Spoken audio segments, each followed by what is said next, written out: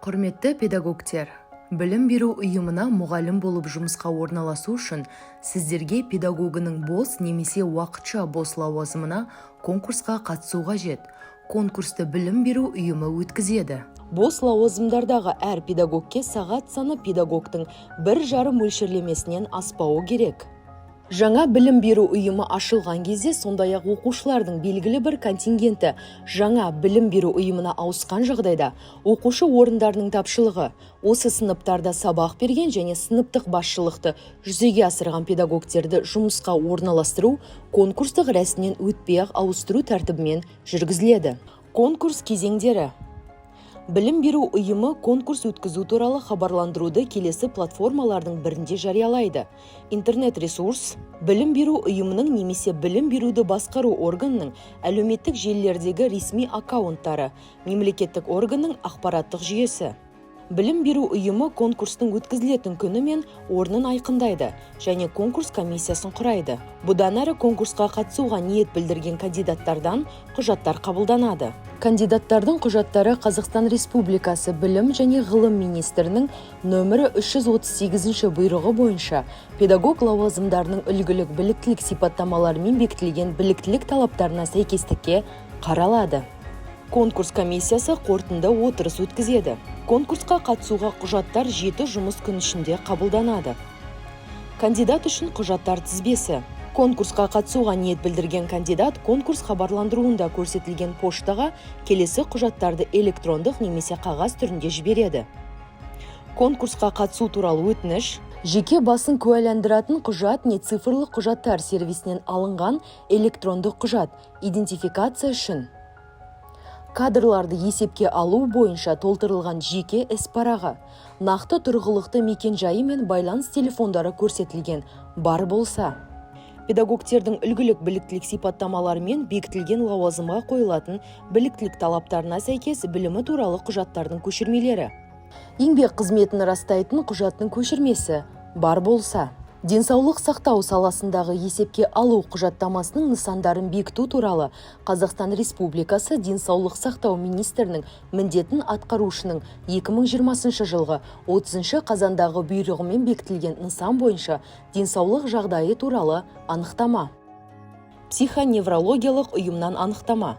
Наркологиялық ұйымнан анықтама. Сертификаттаудан өту нәтижелері туралы сертификат немесе педагог-модератордан төмен емес қолданыстағы біліктілік санатының болуы туралы куәлік. Ағылшын тілі пәнінің мұғалімі лауазымына кандидаттар үшін пән бойынша шекті деңгейі кемінде 90% болатын сертификаттау нәтижелері туралы сертификатты немесе педагог-модератор, немесе педагог-сарапшы, немесе педагог-зерттеуші, немесе педагог-шебер біліктілік санатының болуы туралы куәлік бар болса, немесе кандидат CELTA, PSA, Delta, PAS and Above, немесе IELTS 6,5 балл, немесе TOEFL, IBT 60-65 балл сертификатын ұсынады. Кандидаттың толтырылған бағалау парағы. Тәжірибе жоқ кандидаттың бейне презентациясы кемінде 15 минут, ең төменгі ажыратымдылығы 720-480.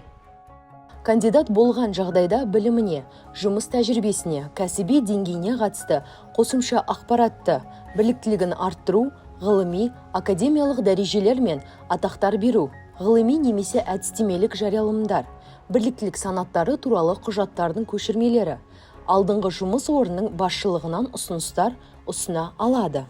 Тізбедегі көрсетілген құжаттардың біреуінің болмауы құжаттарды кандидатқа қайтару үшін негіз болады. Білім беру ұйымы кандидаттың құжаттарын қабылдағаннан кейін 3 жұмыс күні ішінде сыбайлас жемқорлық, қылмыс және немесе қылмыстық құқық бұзушылық жасағаны туралы мәліметтердің болуы не болмауы туралы Қазақстан Республикасы Бас прокуратурасының құқықтық статистика және арнайы есепке алу комитетінің ақпараттық сервис арқылы құқықтық статистика және арнайы есепке алу жөніндегі уәкілетті органға немесе оның аумақтық бөлімшелеріне, сондай-ақ педагог мәртебесі туралы заңнаманы бұзу туралы сұрау салуды, білім беру саласындағы сапаны қамтамасыз ету аумақтық департаментке жолданады.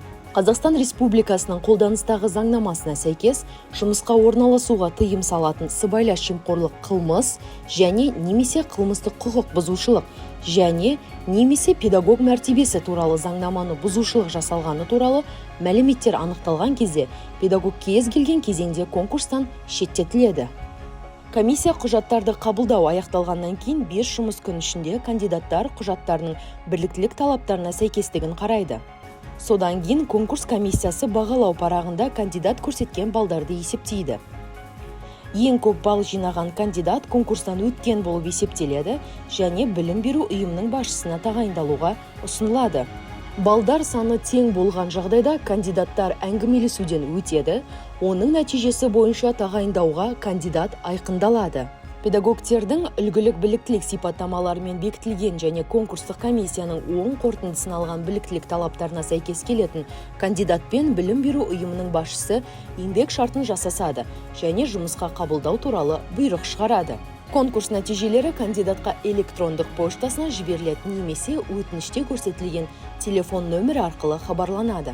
Құрметті педагогтер, мектепке жұмысқа орналасу кезінде сәттілік тілейміз.